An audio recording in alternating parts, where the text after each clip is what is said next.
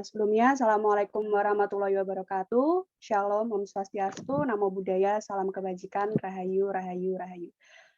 Perkenalkan, nama saya Vena Lydia Hairunisa. Sebelumnya saya koreksi sedikit ya, Mbak Mila, saya belum lulus jadi FH UNES, saya masih semester 5. Dan kebetulan saya menjadi Ketua UKM Piacetisya, dan pada siang hari ini saya menjadi moderator yang akan memandu jalannya diskusi pada siang hari ini. Baik, sebelumnya selamat datang juga kepada peserta dan juga Bapak Ibu narasumber di acara webinar yang diselenggarakan oleh Halo Hukum, mengenal diversi dan penerapannya sebagai upaya penyelesaian hukum bagi anak berhadapan dengan hukum. Nah, sebelum kita membahas lebih lanjut nih tentang diversi, ada video dari Halo Hukum. Baik, silahkan kita bersama.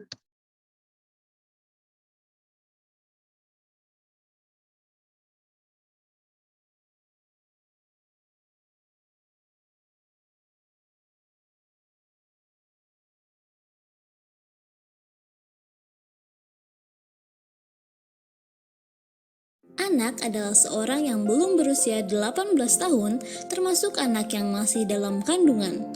Ketentuan ini telah tercantum dalam Undang-Undang Nomor 17 Tahun 2016 tentang perubahan kedua atas Undang-Undang Nomor 23 Tahun 2002 tentang perlindungan anak.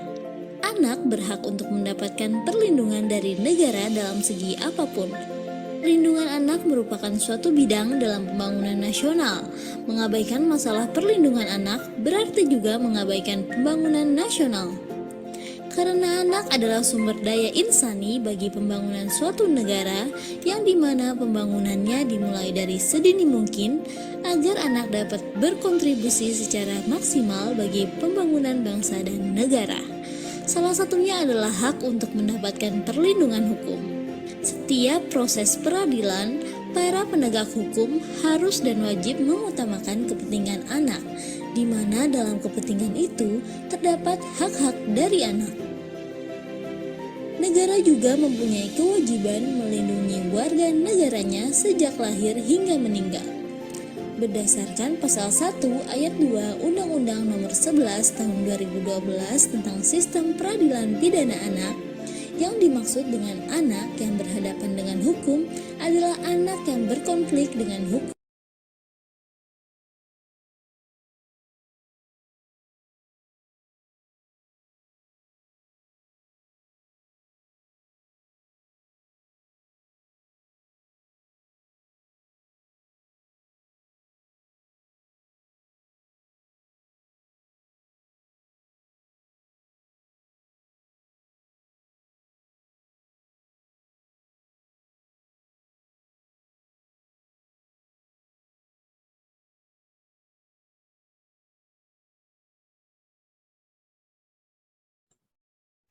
Anak.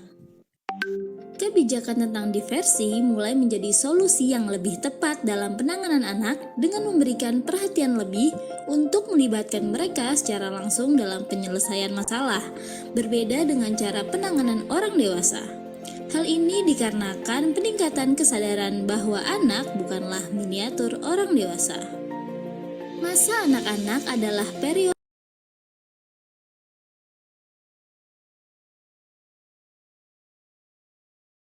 dan gampang terpengaruh. Diversi sangat penting untuk diperhatikan dalam penanganan anak pelaku delinkuen. Diversi dapat menghindarkan anak dari proses stigmatisasi yang lazimnya terjadi dalam proses pemidanaan anak lewat sistem peradilan pidana anak. Kasus tentang anak berhadapan hukum berdasarkan data laporan dari Komisi Perlindungan Anak Indonesia mencatat terdapat 123 kasus anak berhadapan hukum sebagai pelaku hingga Agustus 2020. Kriminalitas terbanyak kekerasan fisik sebanyak 30 kasus dan kekerasan seksual sebanyak 28 kasus. Artinya, kasus anak yang berhadapan dengan hukum masihlah menjadi perihal yang serius. Banyaknya data atau kasus yang terjadi di lingkungan anak memunculkan beberapa pertanyaan. Apakah Apakah sudah optimal pelaksanaan diversi dalam menghadapi kasus anak yang berhubungan dengan hukum? Apakah undang-undang saat ini telah mengatur secara komprehensif, terutama pengaturan tentang diversi? Untuk menjawab pertanyaan-pertanyaan tersebut dan mengetahui perkembangan bantuan hukum lebih dalam, halohukum.com menginisiasi webinar dengan mengangkat sebuah topik mengenal diversi sebagai upaya penyelesaian hukum bagi anak dalam berhadapan dengan kasus hukum.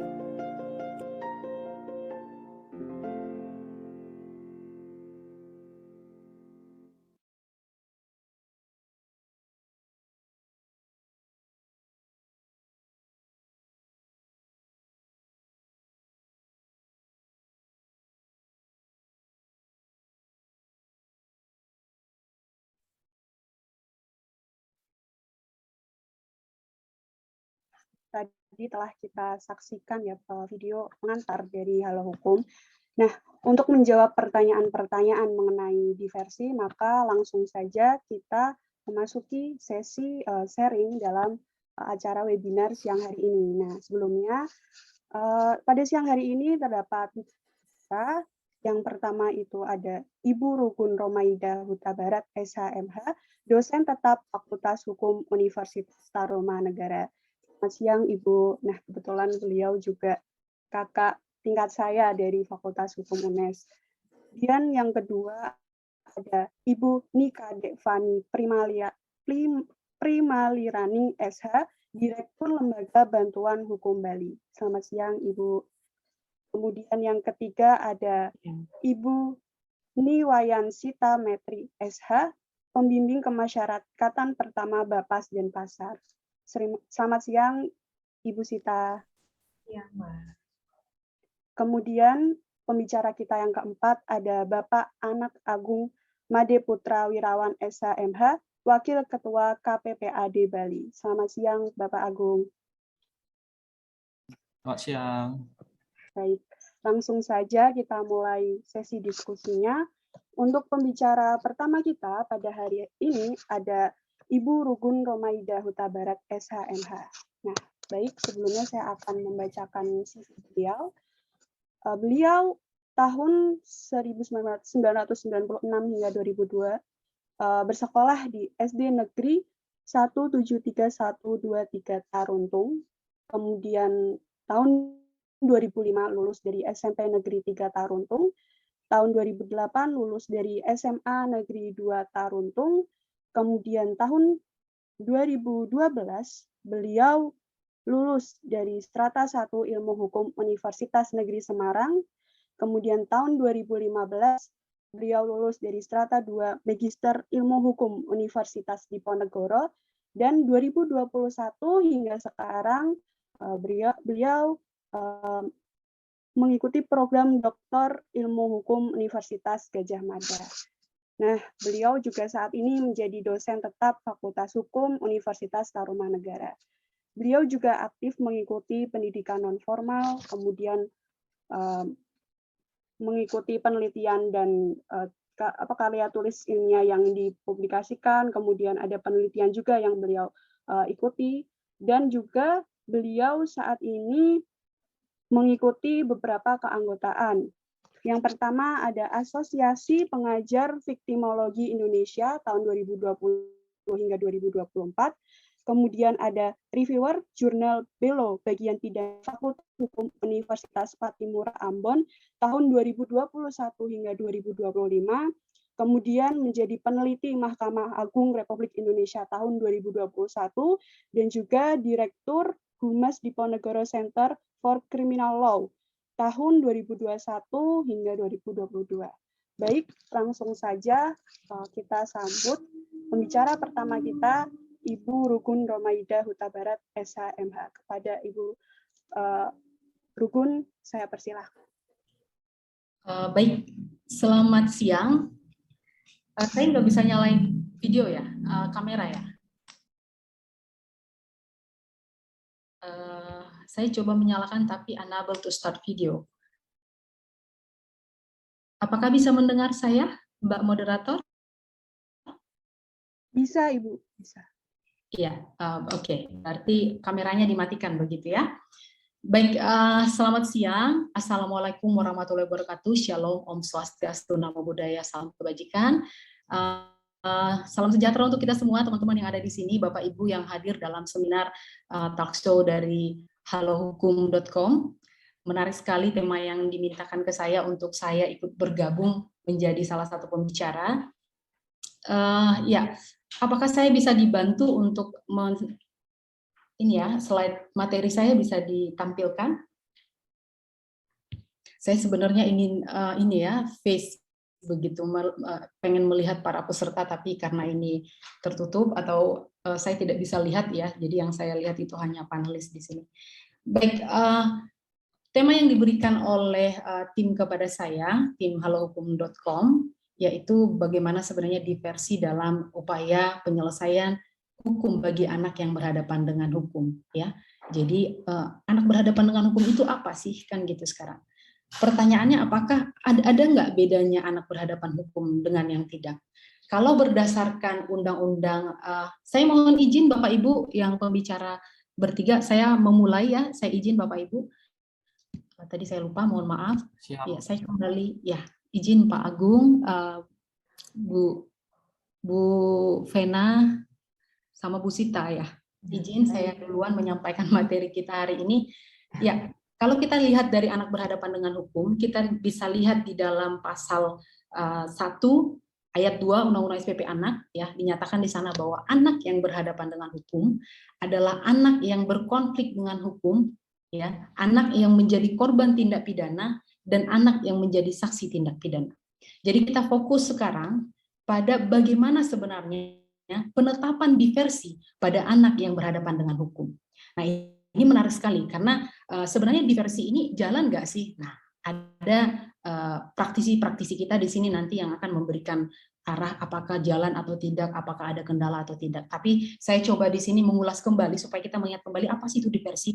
Diversi ini muncul dari mana? Lalu pelaksanaan diversi itu seperti apa? Next slide, Mbak. Ya, kalau kita bicara soal sistem peradilan pidana anak, ya berarti ada anak di sana, ya anak yang menjadi, apakah anak itu objek atau apakah subjek, kan begitu. Dalam artian dia sudah ditempatkan secara khusus dari sistem peradilan pidana yang biasa, kan begitu. Nah, di dalam SPP yang anak, kita membahas tentang anak. Anak itu siapa sebenarnya? Kenapa kita memisahkan antara sistem peradilan pidana anak dengan sistem peradilan yang biasa begitu? Karena kita tahu bahwa anak itu sangat rentan, bahwa anak itu adalah penerus generasi bangsa, kan begitu, yang harus kita jaga dengan baik. Penerus kok kita nggak jaga gitu ya? Mau jadi apa Indonesia ini, kan gitu? Maka negara harus memberikan perlindungan yang tepat bagi anak sebagai penerus cita-cita perjuangan bangsa. Ya, next slide, Mbak. Kalau kita bicara dari, karena saya cuma ada waktu 10 menit, jadi saya mungkin agak cepat ya. Kalau kita bicara dari sistem peradilan, mungkin dari slide boleh teman-teman baca ya. Sebenarnya pengertian anak itu apa? Batasannya apa? Kalau batasan dalam KUHP kita sebagai induk, diatur di sana bahwa anak yang mencapai usia berapa bisa dinyatakan atau dijatuhkan pidana. Maka ada batasan umur, yaitu 15 tahun dan atau 16 tahun. Ya. Lalu dalam Undang-Undang 3 tahun 97, anak dinyatakan di sana adalah mereka yang umur 8 tahun, tetapi belum mencapai umur 18 tahun. Nah, sedangkan dalam Undang-Undang 35, ya, Undang-Undang 35 tahun 2014, dinyatakan perubahan dari 23 tahun 2002 ya tentang perlindungan anak, bahwa anak adalah orang yang belum berusia 18 tahun. Ya. Tetapi dalam proses diversi ini ada yang unik nih. Kalau teman-teman di sini itu tahu putusan MK di tahun 2010, ya, saya tidak tampilkan di sini. Mohon izin bahwa di dalam putusan MK 2010 itu ditetapkan penahanan, ya, ketentuan tentang penahanan bagi anak yang berhadapan dengan hukum, ya. Ada batasan usia yang dapat diproses pidana. Batasan usia yang tadinya 8 tahun, ya, yang tadinya di sini 8 tahun Undang-Undang tentang pengadilan anak, maka dia dirubah menjadi 8 tahun menjadi 12 tahun. Ya, jadi batasannya itu meningkat. Jangan sampai anak itu yang 8 tahun masuk peradilan nih gitu ya. Jadi agak diangkat tuh jadi 12 tahun, ya. Next slide. Kalau kita lihat dari sistem peradilan, menarik nih kalau kita belajar sistem peradilan. Kalau teman-teman tahu dari perkuliahan kita, atau mungkin teman-teman di sini tidak masuk di dalam, saya izin bisa nyalakan kamera tidak ya? Oh, nggak bisa juga. Apakah kamera saya kelihatan? Sudah Mbak? bisa, Ibu. Oh, oke. Tapi di saya nggak kelihatan ya. Oke. Ya, kalau kita bicara soal sistem peradilan, di dalam sistem peradilan kita bicara soal substansi, struktur, kultur, begitu ya. Tapi kalau kita melihat dari tujuan SPP itu apa sih sebenarnya? Ya, tujuan SPP yang sebenarnya itu adalah kesejahteraan sosial. Itu tujuan di akhir, ya, tujuan jangka panjangnya. Walaupun ada tujuan resosialisasi, pencegahan resosialisasi itu jangka pendek, lalu pencegahan itu ada di jangka menengah, jangka panjang adalah kesejahteraan sosial. Nah, kesejahteraan sosial ini juga menjadi cikal bakal tujuan dari SPP anak itu sendiri. Kalau kita lihat dari pergeseran filosofisnya, bagaimana sebenarnya sistem peradilan pidana anak, maka kita akan lihat dari sistem retributif, ya, lalu rehabilitasi dan restoratif justice. Bentuk dari restoratif justice ini yang sekarang adalah yang namanya diversi. Ya, inilah yang muncul bagaimana kita lebih inilah ya, lebih manusiawi atau lebih melakukan pendekatan ya, lebih pada tujuan yang lebih jauh gitu ya. Merestor, kita membuat itu diversi menjadi satu bagian khusus untuk anak. Walaupun sebenarnya mediasi penal ini memang nggak disebut ya. Kalau teman-teman mencari di dalam peraturan ini nggak disebut tuh apakah diversi ini mediasi penal atau enggak. Tapi kalau teman-teman itu pernah baca bukunya Prof. Bada tentang mediasi penal, dia menyebutkan di sana. Kenapa sebenarnya diversi ini lebih cocoknya mediasi penal, ya. Walaupun pendekatan yang kita tahu ya ada dua ya, penal policy atau non penal. Non penal itu apakah dari peradilan dan di luar peradilan ya.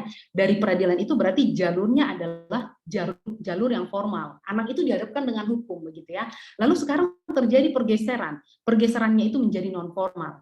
Nah, yang dilahirkan dari berdasarkan yang ada pada Undang-Undang 11 tahun 2012. Asalnya ini sebenarnya dari kita Beijing Rules ya. Beijing Rules yang menjadi awal tonggak kita atau awal kita membentuk undang-undang SPP anak. Ya, walaupun SPP anak ini ya udah kita bentuk dari tahun 97, tapi di tahun 90 muncul tuh Beijing Rules. Dan diharapkan dari tahun 90 itu diharapkan setiap negara yang masuk dalam PBB itu termasuk Indonesia harus meratifikasi itu ya dalam sistem peradilan pidana anak yang diatur secara khusus ya.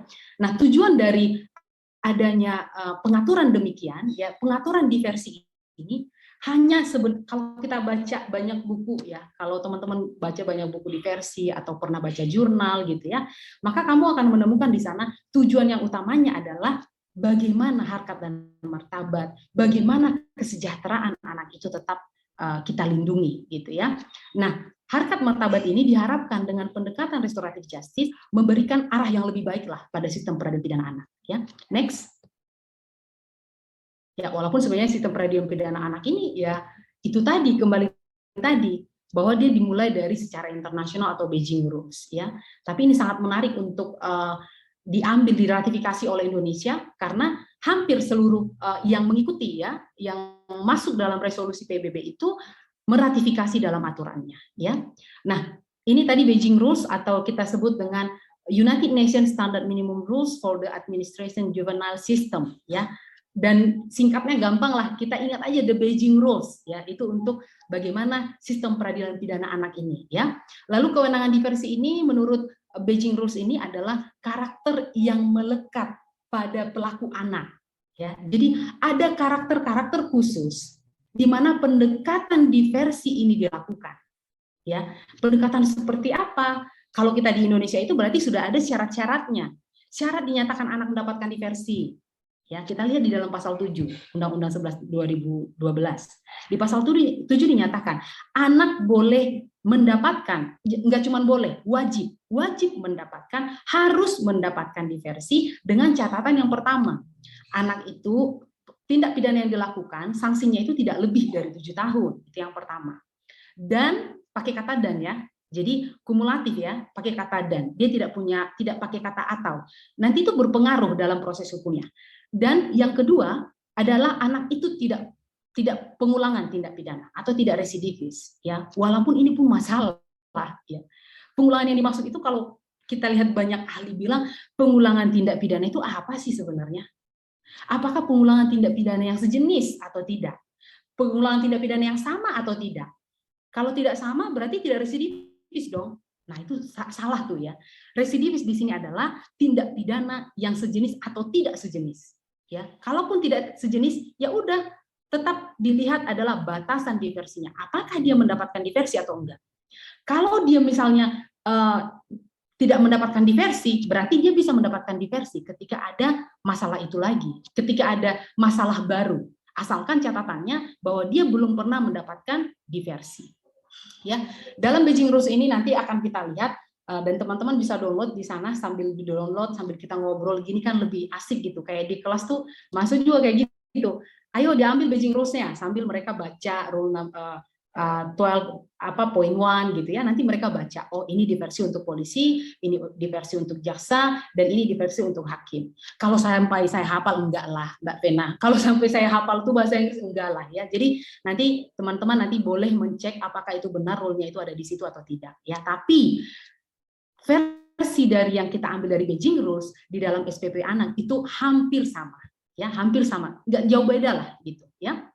Nah, di dalam Rule 17.4 itu untuk diversi oleh hakim, saya berikan catatan di sini karena disebutkan di sana bahwa the competent authority shall have the power to discontinue the proceeding in any time. Bahwa orang yang punya kebijakan di sini, ya, dia bisa menghentikan proses hukum itu kapanpun, ya. Jadi kapanpun itu boleh. Dalam arti inilah diversi. Kapanpun boleh kita.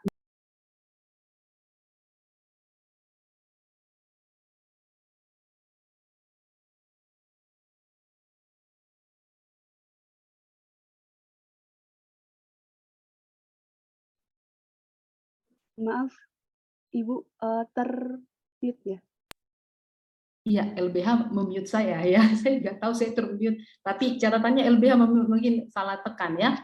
Baik, dengan adanya diversi diharapkan akan mengurangi dampak negatif akibat keterlibatan anak dalam proses pengadilan. Nah, kita tahu, kita aja orang dewasa nih, kita masuk penjara gitu.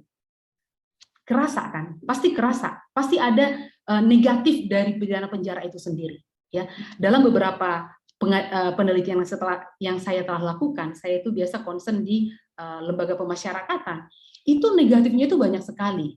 Bukan negatif sebelum kamu masuk ke sana, bukan kamu ya, sorry, bukan kita yang ada di sini ya. Kalau ada orang yang melakukan kejahatan masuk ke sana, ya bisa jadi dia lebih jahat. Bayangkan itu terjadi bagi anak. Diingat loh, anak itu adalah peniru terbaik. Ya, belum lagi masalah dari penempatan anak. Contoh, anak itu LPSK itu penuh gitu ya, ya.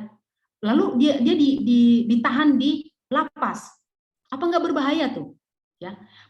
Maka tuh harus dipikirkan bagaimana dampak negatif yang lebih panjang on the future. Jadi kita nggak hanya melihat yang menengah, yang pendek, enggak, yang lebih panjang. Karena dia adalah penerus bangsa ini. Anak itu penerus bangsa ini, gitu ya. Saya punya anak dan anak saya itu gampang sekali mengetahui apa yang saya ajar gitu ya. Saya bilang jangan ini, dia niru. Kalau saya misalnya melakukan apa yang negatif, saya bukan manusia sempurna. Misalnya saya melakukan hal yang negatif, ketiduran sambil baca buku, dia meniru yang sama, ya. Nah, anak itu peniru yang baik. Jadi anak itu butuh perlindungan ekstra, ya. Makanya dikhususkan. The Beijing Rules itu mengkhususkan karena itu ada karakteristik yang harus dipisahkan, ya. Next, Mbak.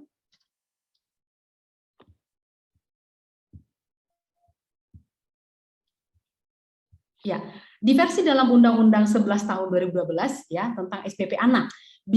Kalau kita lihat di pasal 1 ya, pasal 1 ayat 6 menyatakan keadilan restoratif adalah penyelesaian perkara tindak pidana dengan melibatkan pelaku, korban, keluarga. Wah, ini banyak nih pesta kita ya.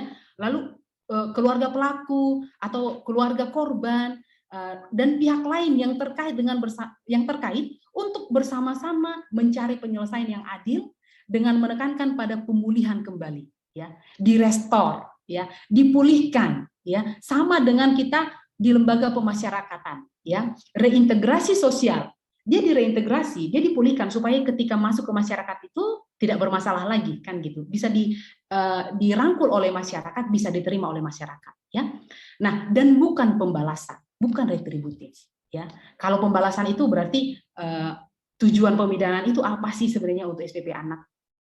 Bahwa poinnya adalah SPP anak ini ada karena kita membayangkan bagaimana kesejahteraan anak. Itu aja.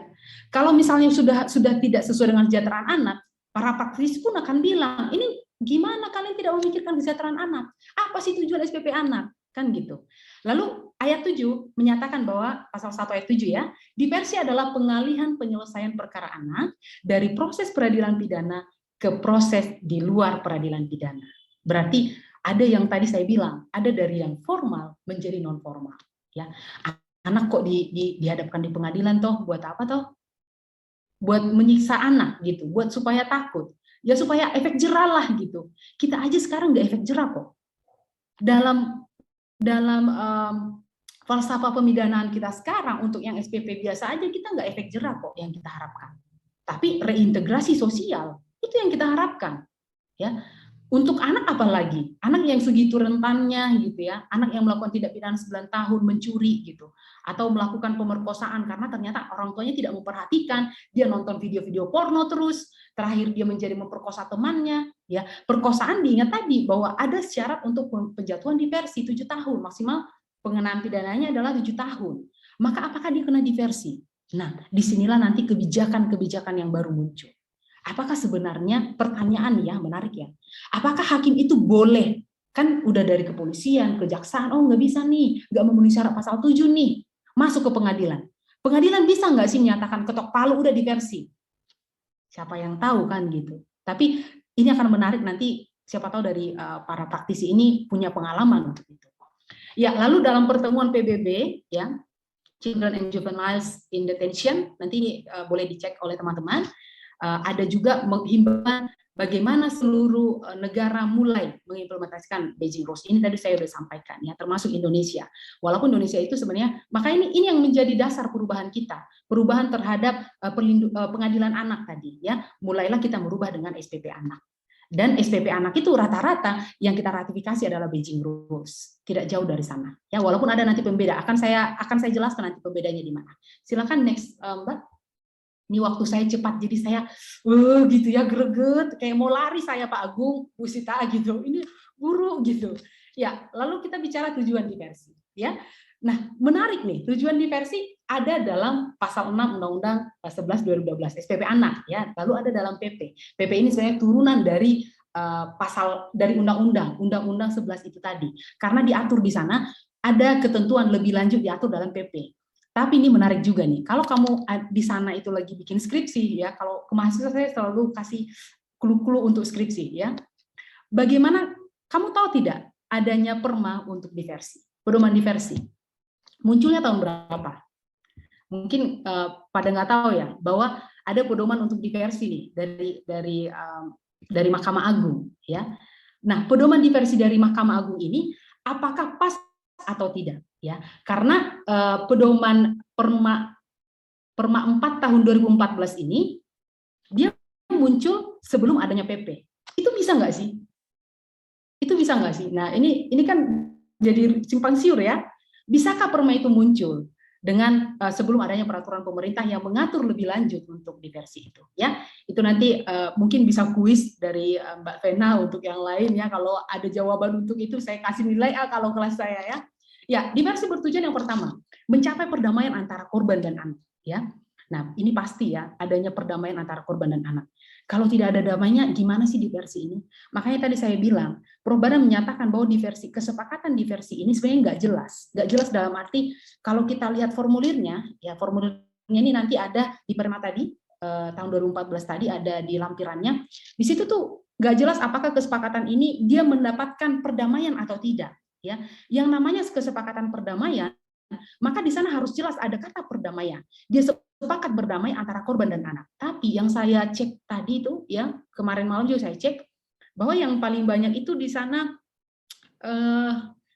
adanya masukan dari saya terlupa ya. Coba nanti sambil saya ngobrol pasti saya ingat ya. Di sana itu sangat menarik bahwa perdamaian itu tidak secara gamblang disampaikan ya, makanya tadi saya sampaikan di awal bahwa apakah ini diversi atau sebenarnya ini adalah mediasi penal kan gitu. Apakah kita lebih nyaman menyebutkan ini mediasi penal ya, karena diversi itu ya bagian dari mediasi penal ya. Lalu menyelesaikan perkara anak di luar proses peradilan ya, penyelesaiannya itu enggak di pengadilan. Penyelesaian di pengadilan itu kalau gagal ya, diingat kalau gagal dari pasal 7 tadi. Kalau dia gagal berarti dia harus berproses lagi dari penyidikan, penuntutan dan pengadilan. Ya, jadi itu jalan sistem peradilan pidananya. Ya, sistem peradilan pidana yang jalan dari mana? Ya lihat aja dari pasal 16 turunan itu yang semua berlaku untuk SPP anak. Lalu menghindarkan anak dari perampasan kemerdekaan. Sebisa mungkin anak yang berhadapan dengan hukum ya kalau bisa dilepaskan, kalau bisa berdamai dengan diversi kan gitu. Tapi kalau kejahatannya tinggi Bu, gimana? Kalau misalnya kejahatannya pembunuhan, nah itu nanti akan diproses secara hukum. Biasanya yang saya lihat ya dari putusan-putusan itu kebanyakan yang kayak gitu diproses ya, walaupun penjatuhan sanksinya lah yang diminimalisir sesuai dengan tujuan dari Beijing Rules. Beijing Rules menyatakan itu bahwa tujuan pemidanaan yang sebaik-baiknya harus diminimalisir. Penjatuhan sanksi pidana itu harus diminimalisir untuk anak. Ya, lalu berikutnya adalah mendorong masyarakat untuk berpartisipasi. Nah, sebenarnya apa di sini partisipasi masyarakat? Kalau saya bilang, ya dari yang saya banyak temukan poin ya dari buku-buku dari para ahli yang menyatakan bahwa masyarakat di sini berpartisipasi bisa aja pemuka agama, ketua adat, ya masyarakat itu sendiri yang hidup di lingkungan itu, supaya mereka memberikan dorongan. Ya, apakah mereka mendorong udah penjara? Enggak, biasanya enggak kayak gitu. Karena kita harus mengingat Indonesia itu adalah punya asas gotong royong, ya saling menolong ya. Kalaupun anak itu tidak mampu untuk ditolong, nanti akan ada yang psikologis, ya pendekatan psikologis, lalu pendekatan yang lebih baik lah, yang lebih halus untuk anak ini dulu, ya. Lalu menanamkan rasa tanggung jawab kepada anak. Nah, saya pernah membaca sesuatu begini. Kalau misalnya anak saya kembalikan deh ke pasal yang lebih gampang, saya kembalikan ke pasal 7. Kalau ternyata anak melakukan pengulangan tindak pidana, kan tadi ada di ayat 2-nya dengan syarat pengulangan tindak pidana. Apa sih sebenarnya poin itu? Kalau saya bilang, kalau dia sudah diversi, dia masih mengulang gitu ya. Kalau saya bilang, rasa tanggung jawab anaknya itu belum muncul. Ya. Tapi sanksi pidana itu bukan berarti memunculkan rasa tanggung jawab, enggak, beda anak dengan orang dewasa. Ya makanya pendekatannya itu pun beda. Kita mendekati anak tuh supaya dia berubah beda kan sama orang dewasa yang udah mau sarjana. Yang mau sarjana mah saya bilang aja gini, kamu kayak bocah SD, kamu bikin gini aja nggak bisa gitu. Tapi coba kita bilang kayak gitu sama bocah SD ya, pasti dia langsung down. Dia kayak nggak punya harapan gitu. Ya apa saya ngerasa gitu saya nggak tahu ya. Tapi kalau kita pendekatan dengan anak itu biasanya kita menyanjung mereka, kita menyemangati mereka, itu kan beda ya, pendekatan yang sangat berbeda lah. Maka dengan pendekatan yang lebih berbeda ini, kita tetap pada tujuan bahwa dia harus tertanam rasa tanggung jawab. Tanggung jawab bahwa ini tidak boleh dilakukan. Bahwa tanggung jawab dia harus seperti ini. Kamu nggak boleh mencuri, kamu nggak boleh ambil punya orang lain ya. Kalau ngambil punya orang lain itu dosa loh. Nanti Tuhan marah sama kakak gitu ya. Nanti kalau kakak ngambil itu lagi, punya kakak yang hilang gimana? Jadi pendekatannya beda gitu. Nah, tujuan diversi itu pun itu. Diversi bertujuan untuk adanya menanamkan rasa tanggung jawab bagi anak itu. Ya, walaupun tidak selalu rasa tanggung jawab itu datang dari penjatuhan sanksi pidana. Next, Mbak. Saya takut kelamaan ya. Soalnya materi masih agak banyak, jadi kalau bisa dipercepat, Mbak. Ya, dalam pelaksanaan diversi ini tadi sudah saya jelaskan, mungkin di skip saja karena ini tadi pasal 7 kembali lagi dan ada kata dan di sana. Ya, berarti kata dan ini sebenarnya impact-nya apa sih kalau kata dan? Berarti kan dua-duanya. Ya kan? Dia harus imperatif, sifatnya kan imperatif ya. Karena dia menggunakan kata dan. Dia kumulatif. Dia harus dilaksanakan dua gitu ya. Nah, jadi kalau misalnya kedua ini tidak satu hanya memenuhi satu, tidak dua, itu boleh enggak? Sebenarnya enggak. Harusnya diversi itu dijatuhkan secara normatif ini ya, karena ini imperatif mengharuskan adanya dua alasan ini, penjatuhan diversi, maka harus ada dua ini.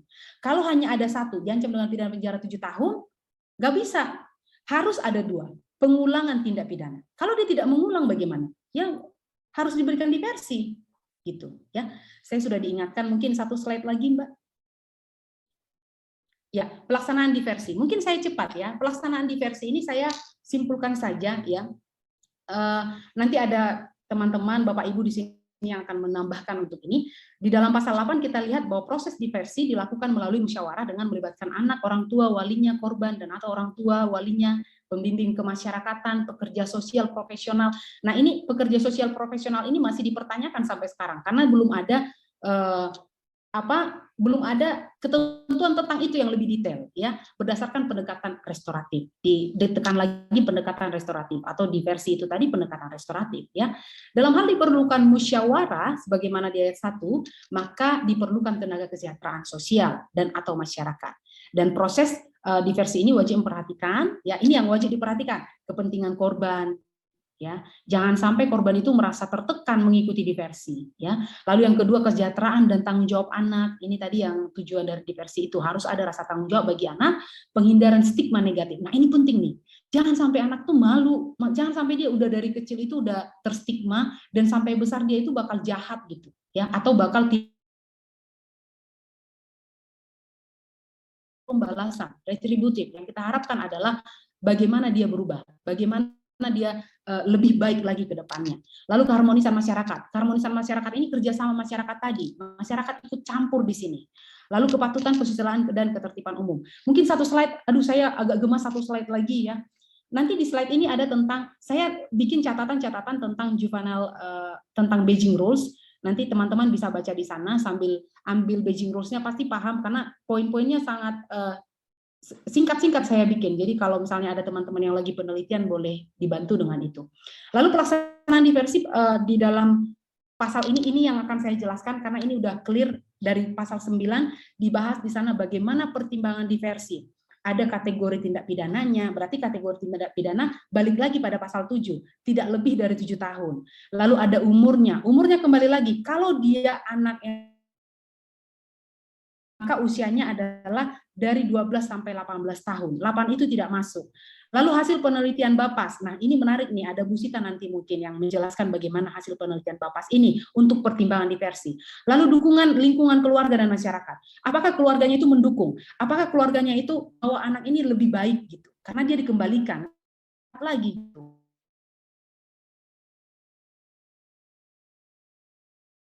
Itu karena sudah di close ya, jadi di dalam pertimbangan, saya kembalikan tadi di dalam pasal 9 itu ada pertimbangan diversi, pasal 10 itu adalah kesepakatan diversi. Nah, di kesepakatan diversi ini catatannya adalah begini, kerugian korban ya tidak lebih dari nilai upah minimum. Kalau kamu sedang melakukan penelitian, mungkin ada mahasiswa juga di sini lagi bikin judul, coba kamu mendalami itu.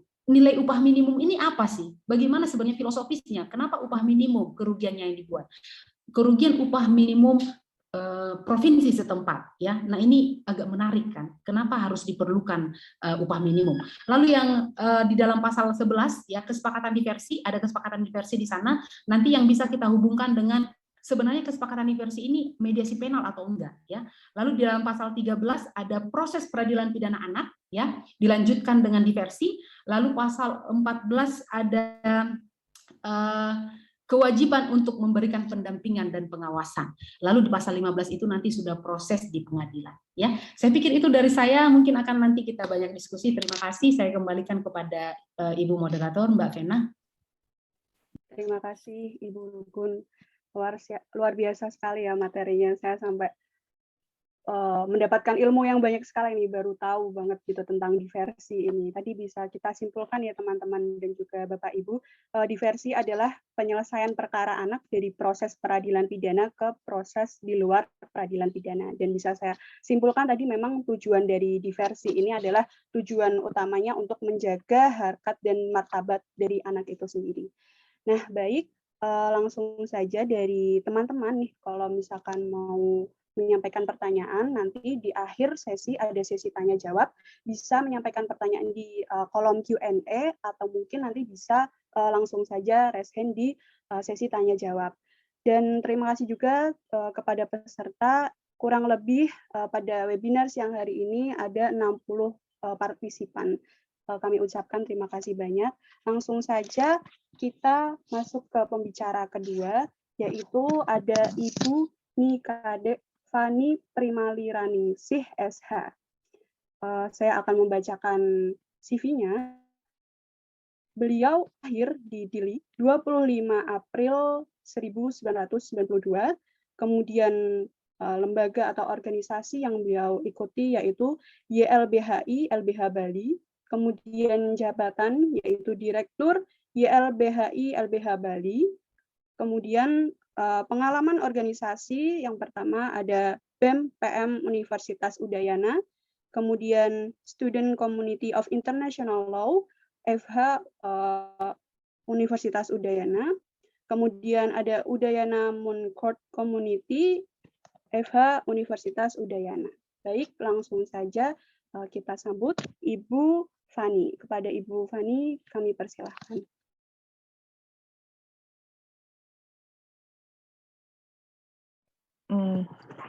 Selamat siang. Ibu Rugunnya udah ini. Ya tadi mohon maaf juga sama Bu Rugun, nggak sengaja tadi tekan mute ya karena ikut 2 rapat.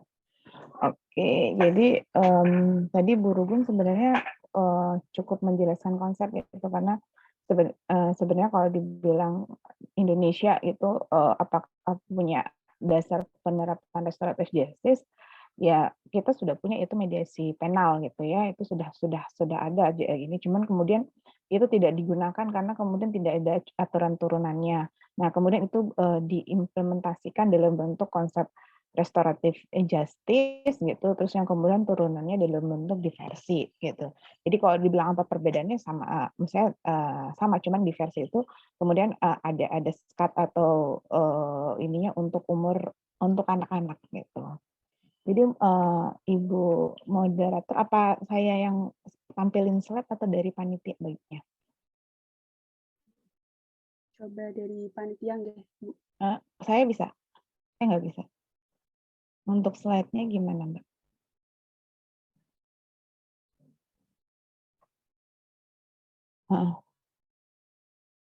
Bisa dibantu untuk tampilin slide-nya dari panitia? Ya, jadi secara konsep sudah dijelaskan, cuman mungkin saya akan jelasin terkait dengan teknis ya di lapangan seperti apa. Jadi di sini ada pedoman dan catatan kritis pelaksanaan diversi. Nah, selanjutnya untuk aturan hukumnya sendiri, panduan aturan terkait dengan diversi di Indonesia itu ada Undang-Undang Sistem Peradilan Pidana Anak ya. Terus kemudian sudah dirubah menjadi 3 kali, itu yang terakhir tahun nomor 17 tahun 2016. Terus kemudian ada PP-nya, PP itu terkait dengan pedoman pelaksanaan diversi, penanganan yang belum ber-12 tahun. Terus kemudiannya ada peraturan pelaksana nomor 4, itu terkait Perma, juga mengaturnya. Terus ada peraturan Jaksa Agung tentang pedoman pelaksanaan diversi. Terus kemarin juga sudah keluar juga tahun 2021 buku saku pedoman terkait dengan pelaksanaan penanganan kasus anak gitu ya.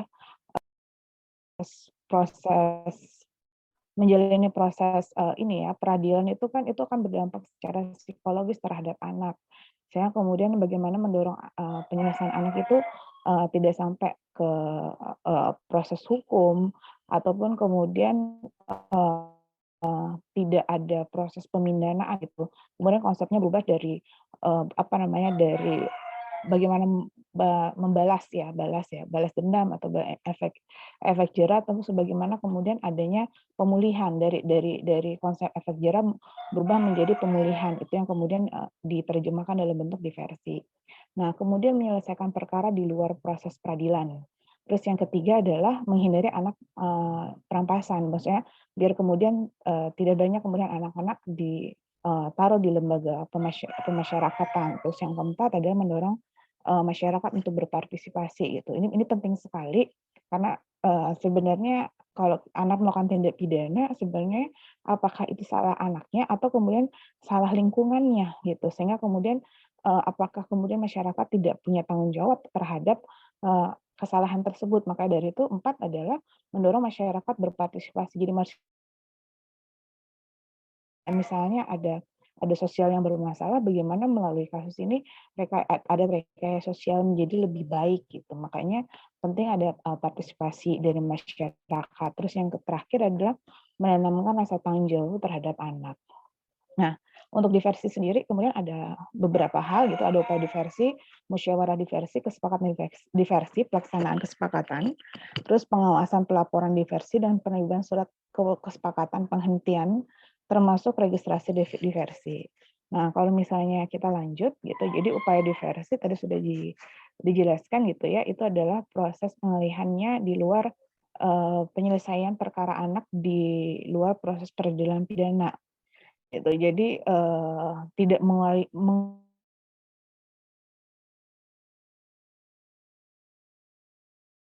gitu, solusi terbaiknya seperti apa. Dan terhadap proses tersebut dengan syarat-syarat, tapi untuk diversi kemudian ada aturannya. Nah, itu pada tingkat penyidikan, penuntutan, pemeriksaan di pengadilan itu wajib. Jadi setiap tingkatan wajib dan itu memang tadi sudah jelaskan ancaman pidananya minim di bawah 7 tahun dan bukan merupakan pengulangan tindak pidana. Gitu. Tapi kemudian ada beberapa hal lagi gitu, misalnya yang perlu kita kritisi, terus kemudian ada diversi terhadap anak itu. Jadi anak di bawah 12 tahun itu tidak bisa dipidana. Sehingga kemudian kayak tadi terkait sehingga kemudian diversi tidak bisa dilakukan gitu di bawah apakah diversi bisa dilakukan di bawah 12 tahun gitu karena kemudian kalau kita lihat bahwa kemudian anak di bawah yang bisa kemudian dituntut bertanggung jawab atas pidana sebenarnya anak 12 tahun sampai 18 tahun gitu. Serta di sini termasuk gitu apakah anak itu ketika sudah kawin ataupun pernah kawin itu lepas dari perlindungan tidak. Jadi acuannya adalah umur bukan dari kawin atau tidak. Terus kemudian nah dalam melakukan diversi sebenarnya pertimbangannya adalah kategori tindak pidananya apa, umur anaknya apa, terus kemudian yang ketiga adalah BAPAS, hasil penelitian BAPAS. Jadi nanti Ibu Sita pasti akan menjelaskan terkait dengan bagaimana melakukan penelitian. Nah, karena kemudian rekomendasi BAPAS itu sangat mempengaruhi gitu. Anak kita akan bagaimana, misalnya dikembalikankah atau dia akan dihukum gitu kan di LPKA kah gitu kan. Nah, terus ataupun misalnya dikembalikan kepada orang tua. Nah, kemudian hasil BAPAS ini sangat-sangat menentukan bagaimana kemudian hakim mengambil putusan sehingga kemudian BAPAS tidak bisa kemudian dilepaskan dari peran penting dalam penyelesaian anak gitu ya, mulai dari anak itu berperkara hingga ada putusan di pengadilan gitu. Hingga kemudian ada upaya-upaya untuk pembebasan bersyarat ataupun ada upaya-upaya lain. Terus terakhir ada dukungan lingkungan keluarga dan masyarakat. Dan ini juga menjadi problem adalah sering ada pertanyaan bahwa ketika mau dikembalikan ke masyarakat dikembalikan ke orang tua gitu, ditanya apakah orang tuanya siapkah atau lingkungannya siap atau bagaimana, karena banyak juga kalau misalnya keluarga-keluarga broken home. Nah, kadang anaknya itu juga tidak diurus. Jadi bagaimana kemudian ketika dikembalikan, keluarganya sendiri tidak mau menerimanya gitu. Nah, walaupun misalnya upaya kasusnya cuma kayak tadi kasus pencurian biasa gitu, karena permasalahan karena orang tua sendiri gitu ya, permasalahan orang tua kemudian dia udah broken home terus udah nikah lagi, sebenarnya mereka tidak peduli lagi sama anaknya dari perkawinan sebelumnya gitu, sehingga itu menjadi catatan bagaimana kemudian dikembalikan kalau kemudian tidak ada yang bertanggung jawab terhadap anak ini. Terus terus musyawarah diversi. Jadi proses diversi itu melibatkan anak atau orang tua wali gitu. Tanggung jawabnya ada ini tujuannya adalah kemudian mereka tahu apa itu kesalahannya, terus yang kedua mampu bertanggung jawab atas kesalahannya gitu, termasuk korban dan orang tua wali gitu. Terus pembimbing kemasyarakatan, dan pekerja Peksos ya, berdasarkan pendekatan keadilan restoratif, termasuk juga ada tenaga kesejahteraan sosial, masyarakat, termasuk juga advokat atau bantuan hukum. Terus ada penyidik umum gitu, sama itu mempertimbangkan, terus kemudian proses diversi itu wajib memperhatikan gitu kepentingan korban, kesejahteraan, tanggung jawab anak, penghindaran stigma negatif, penghindaran pembalasan, keharmonisan masyarakat, kepatuhan, kesusilaan, dan ketertiban umum. Nah, jadi kalau yang terkait dengan ini, nah ini jadi apa namanya sekarang gitu, jadi masalah gitu kan, jadi perdebatan karena kemudian banyak kasus-kasus anak yang terlibat sama undang-undang ITE gitu. Jadi kasusnya biasa, tapi kemudian itu masuk ternyata itu juga tersangkut undang-undang ITE, sehingga itu juga berdampak pada ketertiban umum, sehingga mau tidak mau itu akan tidak didiversi, tapi itu akan kemungkinan bisa naik karena ada catatan lagi bahwa itu mengganggu ketertiban umum gitu ya, terkait dengan musyawarah diversi itu.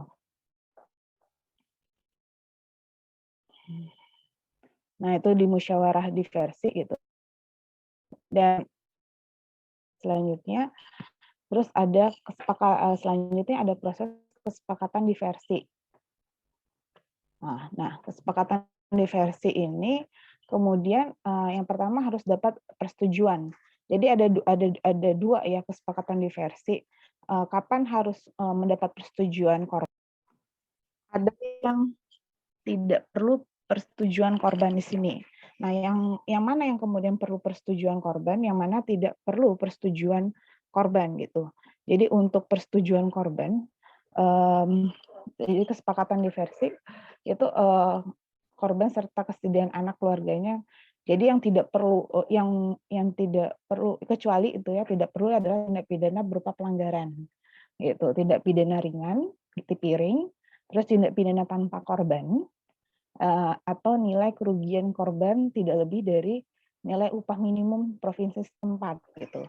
Nah, gitu misalnya kasus-kasus misalnya tindak pidana tanpa korban, tapi kemudian juga tidak diversi, misalnya tajam gitu. Bahkan kemudian misalnya kayak anak-anak malam gitu, anak-anak broken home gitu pas keluar malam, pas dia bawa tas gitu, misalnya habis prakarya, nah prakarya terus dia masih bawa tasnya keluar, nah itu kan sering ada apa namanya pisau bekas dia prakarya, nah itu juga tidak untuk akhirnya mereka juga kena undang-undang darurat terkait dengan sajam yang ancaman hukumannya 10 tahun, dan ketika kita benturkan sama syaratnya yang tadi wajib didiversinya, otomatis tidak bisa didiversi walaupun kemudian dia tindak pidana tanpa dan atau keluarga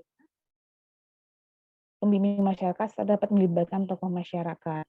Jadi dalam kesepakatan diversi gitu, kenapa kemudian melibatkan tokoh masyarakat? Sebenarnya cara gitu untuk melakukan reintegrasi ke masyarakat itu, baik itu anak berkonflik dengan hukum, anak saksi maupun anak korban, sehingga kemudian ada melibatkan tokoh masyarakat di sini.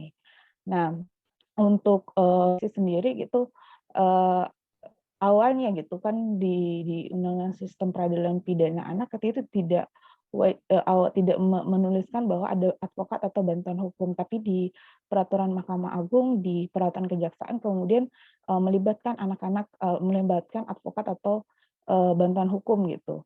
Nah, dalam penyelesaiannya karena kemudian dalam penyelesaian kan tidak hanya anak korban gitu. Kalau anak korban bisa direpresentasikan oleh jaksa, tapi kemudian anak-anak berkonflik dengan hukum gitu, nah itu yang otomatis ancamannya akan diproses misalnya di atas 7 tahun, itu kan itu mengacunya pada Kitab Undang-Undang Hukum Acara Pidana, yaitu ancaman hukumannya di atas 5 tahun gitu. Itu yang kemudian acuannya yang kemudian dipakai gitu untuk akhirnya diturunkan dalam bentuk perma maupun perja gitu, bahwa ada peran ada peran tambahan lagi yaitu advokat atau bantuan hukum.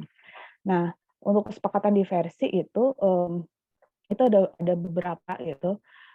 Ada pengembalian kerugian dalam hal ada korban, misalnya ada pencurian, terus ada penganiayaan gitu ya. Tapi kemudian, nah ini juga di lapangan jadi sering problem, karena kemudian ini juga jadi ajang misalnya misalnya korbannya adalah orang dewasa gitu. Nah kadang, mereka gitu memanfaatkan untuk minta uang dengan jumlah yang di luar gitu, misalnya, oke, di luar misalnya oke biaya biaya kesehatannya atau biaya barang yang dicuri kan gitu, tapi kemudian itu kadang juga melebihi itu gitu. Jadi kesempatan untuk melakukan pemerasan gitu, tidak jarang gitu, itu dipakai sehingga kemudian akhirnya itu susah mendapatkan, kesepakatan karena kemudian, kerugian yang dinilai oleh nilai oleh korban itu untuk dibayarkan oleh, anak berkonflik maupun keluarganya adalah, dengan nominal yang lumayan tinggi gitu. Dan dalam penyelesaiannya gitu, nah ini memang ini difasilitasi oleh fasilitator, tapi fasilitator tidak bertanggung jawab apapun terhadap, isinya. Jadi dia cuma memfasilitasi, tapi terkait misalnya ada upaya semacam pemerasan atau apapun itu, nah itu di luar tanggung jawab fasilitator, sehingga fasilitator tidak bisa dituntut secara hukum di sana. Terus yang kedua ada rehabilitasi medis dan psikososial. Nah, psikososial ini juga sebenarnya penting, tapi kemudian tidak apa namanya tidak maksimal dilakukan.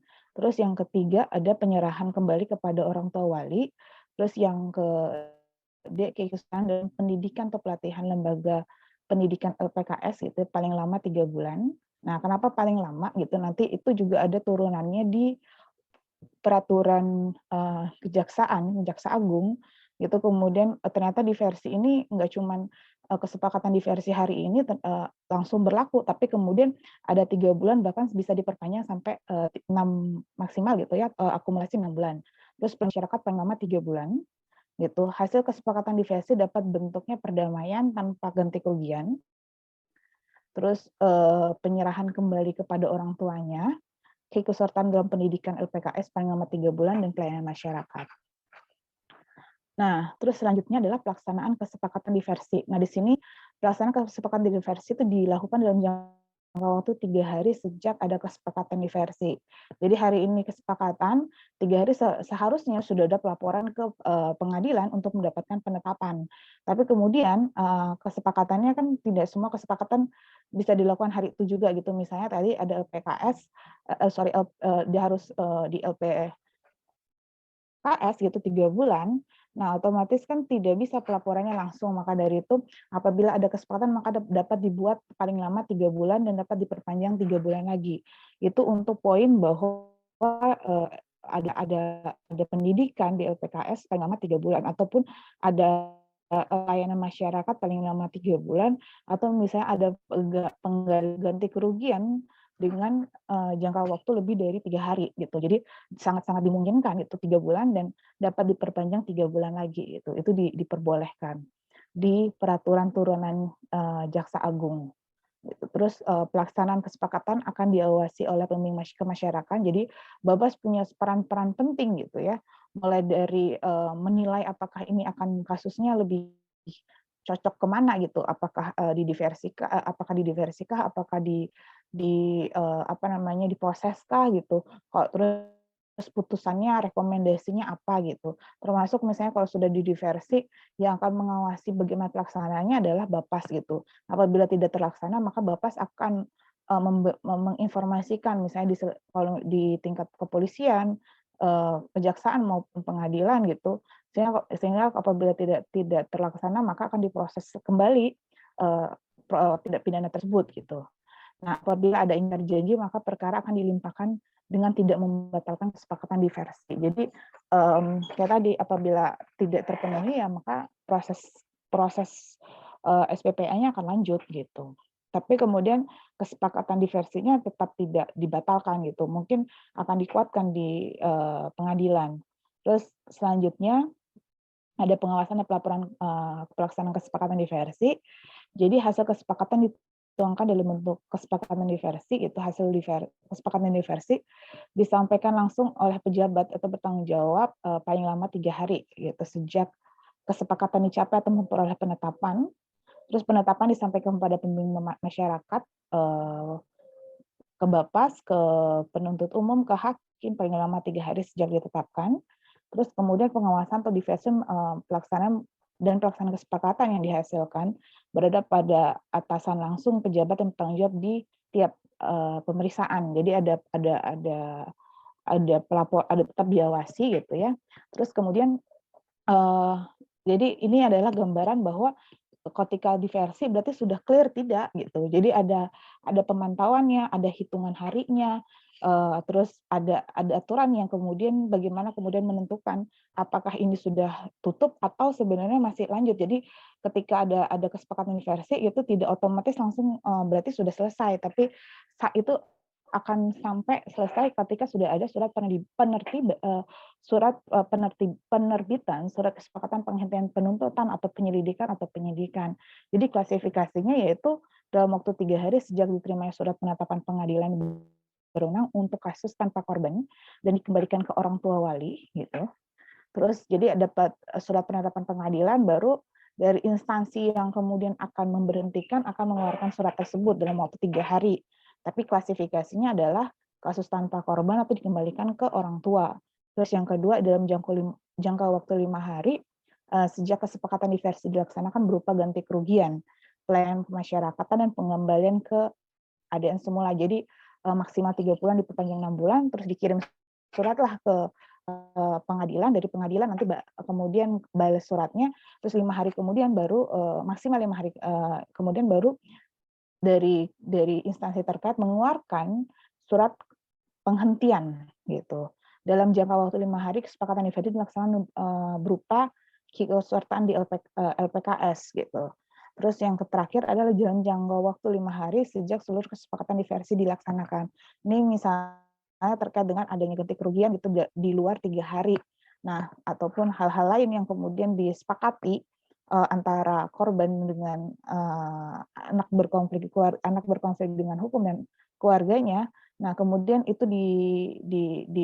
dipayungi yaitu dalam waktu 5 hari sejak keseluruhan kesepakatan diversi dilaksanakan gitu. Nah, terus selanjutnya adalah, nah ini catatan kritis penanganan kasus anak dan diversi. Jadi sebenarnya masih jadi perdebatan karena kemudian yang pertama adalah kata wajib pada syarat diversi gitu. Jadi kalau di sana seolah mengunci bahwa tidak pidana yang disangkakan kepada anak selain diancam pidana penjara 7 tahun dan bukan pengulangan tindak pidana, berarti tidak bisa ada upaya diversi ataupun di luar pengadilan gitu. Jadi itu seolah-olah batas maksimal untuk pelaksanaan diversi gitu. Tapi kemudian apakah ketika di atas 7 tahun gitu dan misalnya dia pengulangan gitu kan kayak tadi, apakah bisa diselesaikan di luar pengadilan gitu. Nah, itu kan sebenarnya tidak ada catatan seperti itu. Maksudnya tidak ada klausul yang kemudian berkata bahwa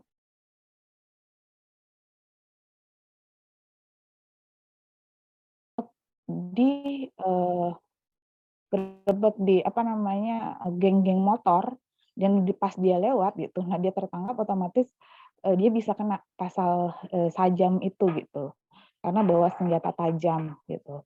Nah itu ancamannya 10 tahun. Nah itu kan juga menjadi kasihan walaupun memang, hukumannya bisa dikembalikan, apa namanya, tetap diproses gitu, tapi memang waktu itu kita dampingin di pengadilan dikembalikan kepada orang tua, tapi prosesnya tetap berlanjut sampai di pengadilan gitu. Apakah itu tidak bisa sebenarnya diselesaikan melalui proses hukum yang berlangsung sampai di tingkat pengadilan pemeriksaan gitu. Padahal tindak pidana yang harusnya sebenarnya tidak urgent, misalnya bukan ranah kayak misalnya tindak pidana serius kayak misalnya pembunuhan berencana gitu ya, bukan seperti itu gitu. Nah, terus yang kedua Mohon maaf adalah Ibu, waktunya sudah habis Ibu. lagi sedikit aja boleh, Mbak? Oh, mhm. Jadi, pendampingan psikologis anak yang berfokus pada korban tidak dapat mengakomodir berhadapan dengan hukum. Jadi permasalahannya adalah ketika ada anak berhadapan dengan hukum, maka orang akan condong pada korbannya. Tapi kemudian perbaikan psikologis, anak berkonflik dengan hukum itu, kadang tidak dipikirkan gitu. Kemudian, kadang anak juga jadi tidak tahu, "Oh, apakah kamu melakukan tindak pidana, kamu merasa menyesal." Dia tidak tahu bahwa itu tindak pidana, tidak tahu menyesal karena kemudian tidak ada psikolog atau yang kemudian, menjelaskan ataupun kemudian membantu gitu untuk, pemulihan daripada anak berkonflik dengan hukum gitu. Kalaupun ada kemudian itu berada posisi yang sama sehingga kemudian berakibat pada konflik, kepentingan, konflik of interest. Terus yang ketiga adalah, minim pelibatan pendampingan hukum atau bantuan hukum bagi anak yang berkonflik dengan hukum di tingkat kepolisian maupun kejaksaan. Terus kalaupun ada, itu hanya sekedar pemenuhan syarat formil gitu, bahkan kayak pendampingan kasus anak tuh tidak jarang kemudian anaknya, di BAP, terus ada tanda tangan pengacaranya, tapi sebenarnya pengacara tidak pernah sama sekali melakukan pendampingan terhadap anak tersebut. Ataupun kemudian oke ada standar misalnya jaksa anak, hakim anak, tapi nggak ada pengacara anak. Jadi kemudian pendampingannya juga pendampingan formil, yaitu ya udah pendampingan, "Oh iya, tolong dihukum seringan-ringannya," hanya sebatas itu dan itu pun secara lisan. Jadi tidak ada keseriusan untuk melakukan pembelaan terhadap anak berkonflik dengan hukum. Terus yang ketiga, yang dua ini adalah kemudian, fasilitas-fasilitasnya itu masih belum, serius karena di sini kan sejak, 5 tahun sejak berlakunya Undang-Undang SPPA harus sudah ada LPAS, udah ada LPKS, tapi LPAS, tapi hari ini gitu, eee, di Bali pun gitu, itu masih LPAS masih dititipkan di lapas Kerobokan. Lapas Kerobokan itu adalah lapas orang dewasa. Terus yang pernah yang kemudian di stigma bahwa dia mengundang untuk diperkosa, dia mengundang untuk, mendapatkan pelecehan, itu tidak sering sehingga korban anak bahkan yang ditangani LBH pun juga pernah hampir bunuh diri.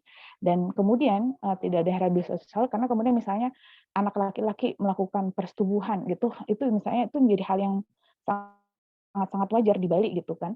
Nah, kemudian ini menjadi tidak pidana, tapi kemudian tidak ada konstruksi sosial yang dirubah gitu, sehingga kemudian ya anak-anak lainnya juga akan berpotensi mendapatkan berproses dengan kasus ini gitu. Sekarang kan untung-untung kan siapa yang terlapor, siapa yang dilaporkan. Nah, itu menjadi ini karena kemudian tidak ada konstruksi sosial yang kemudian dirubah oleh eee dinas sosial ataupun kementerian sosial hari ini, sehingga rehabilitasi sosial yang kemudian digandeng-gandeng sama SPP ya tidak berjalan dengan baik. Mungkin sekian dari saya, terima kasih, saya kembalikan ke moderator. Terima kasih banyak Ibu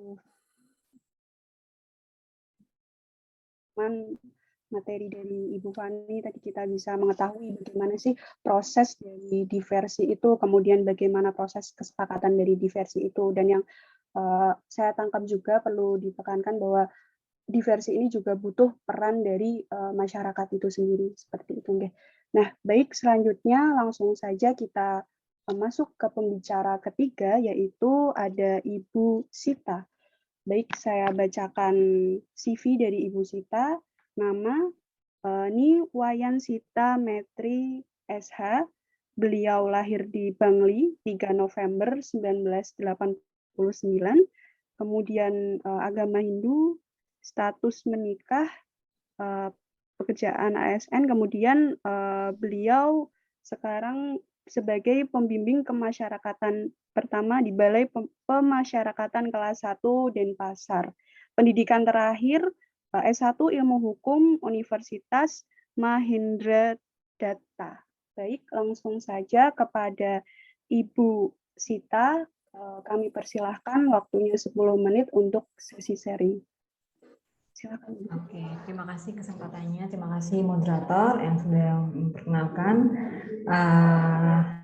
Sekali lagi, saya Sita, saya pembimbing kemasyarakatan di Bapas kelas 1 Denpasar. Mungkin dari tadi sudah banyak sekali yang dibahas terkait dengan konsep diversi, kemudian proses-proses diversi itu sendiri. Nah, untuk materinya boleh minta tolong untuk dibantu. Tapi saya coba.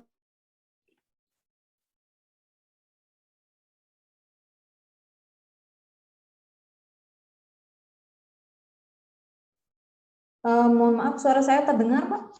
Terdengar, Ibu, terdengar. Untuk share screen bisa dicoba. Oh ya.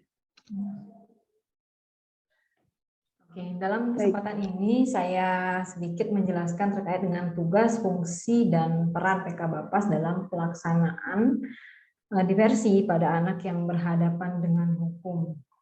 Karena dari tadi kita sudah banyak membahas terkait dengan konsep diversi, tentang badging rules, dan praktek-praktek pelaksanaan diversi di lapangan. Kemudian dari saya sebagai PK Bapas membahas sedikit tentang bagaimana sih peran PK dalam pelaksanaan diversi itu sendiri. Kan dari tadi banyak sekali dimention PK Bapas memang terlibat, perannya cukup sentral dalam kegiatan diversi ini sendiri.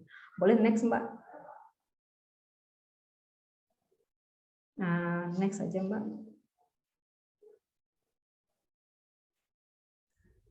Nah, ini bisa dibaca untuk teman-teman peserta bahwa ini dasar hukum dari pelaksanaan tugas dan fungsi dari pembimbing kemasyarakatan dalam menjalankan tugasnya terkait dengan peradilan anak atau penanganan anak yang berhadapan dengan hukum. Boleh tolong di next, Mbak, mengingat waktunya yang tidak. Nah, mungkin memang tadi sudah banyak disampaikan bahwa Bapas memiliki peran yang penting dalam diversi, tapi mungkin dari peserta yang hadir di sini belum begitu familiar dengan Bapas, karena mungkin sehari-hari lebih banyak mengingat lapas seperti itu. Nah, Bapas sendiri merupakan peranata untuk melaksanakan bimbingan klien pemasyarakatan. Kemudian berdasarkan Undang-Undang SPPA, Bapas merupakan UPT pemasyarakatan yang menjalankan tugas dan fungsi penelitian kemasyarakatan, pendampingan, pembimbingan, pengawasan, dan pembimbingan, pengawasan, dan pendampingan dalam proses diversi. Kemudian fungsi teknis yang ada di Bapas dilaksanakan oleh pembimbing kemasyarakatan. Kemudian subjek dari pelaksanaan tusi di Bapas sendiri adalah klien pemasyarakatan dan anak. Seperti itu. Next, Mbak. Nah, tugas pembimbing kemasyarakatan seperti tadi disebutkan memang lebih banyak melakukan pembimbingan, pengawasan, pendampingan terhadap anak dari luar proses peradilan seperti yang tertera dalam Undang-Undang SPPA. Nah, pembimbing kemasyarakatan ini memang memiliki peran yang cukup sentral ya, cukup penting dalam penanganan anak yang berhadapan dengan hukum. Tugas-tugas tersebut memang harus dilakukan apabila memang Bapas tidak dilibatkan dalam proses penanganan anak yang berhadapan dengan hukum, proses tersebut dapat dibatalkan demi hukum seperti itu. Nah, boleh next aja, Mbak.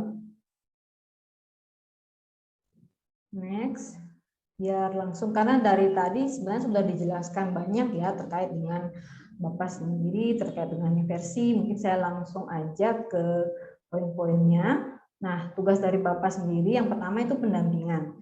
Nah, pendampingan sendiri ketika ada kasus anak yang berhadapan dengan hukum, PK Bapas ini dapat melakukan pendampingan. Pendampingan dimulai dari tahap awal pemeriksaan, kemudian di dalam pelaksanaan diversi sampai di tahap 2 pada tingkat kejaksaan, kemudian sampai pada pemeriksaan pada sidang pengadilan seperti itu. Boleh next saja, Mbak. Nah, ini terkait dengan pengertian pendampingan. Nah, tujuan dari pendampingan sendiri adalah untuk membantu klien atau anak yang berhadapan dengan hukum untuk mengatasi permasalahan yang sedang mereka hadapi agar klien mampu mengatasi permasalahan yang sedang mereka hadapi, juga untuk melakukan penguatan terhadap anak yang berhadapan dengan hukum seperti itu. Kemudian selanjutnya, Mbak. Nah, tadi dibahas juga terkait dengan litmas. Nah, PK Bapas sini bertugas melakukan penelitian kemasyarakatan. Kegiatan ini berupa penggalian data yang mencangkup identitas korban, identitas anak, kemudian identitas keluarga, latar belakang terjadinya tindak pidana, kemudian tanggapan korban dan masyarakat yang terkena dampak dari tindak pidana. Nah, penggalian data ini sangat penting dilakukan, mengingat bahwa dari sini kita dapat melihat bagaimana si anak ini dibesarkan, bagaimana kehidupan anak sehari-hari, ketika bersekolah seperti apa, kemudian pola asuh dari orang tuanya seperti apa, dan setelah terjadinya tindak pidana, apakah memungkinkan si anak ini dikembalikan lagi ke orang tuanya, atau jangan-jangan dia ternyata bisa lebih dapat dibimbing atau diarahkan jika dia ditempatkan di pihak ketiga seperti itu. Nah, rekomendasi dari hasil penelitian kemasyarakatan ini sendiri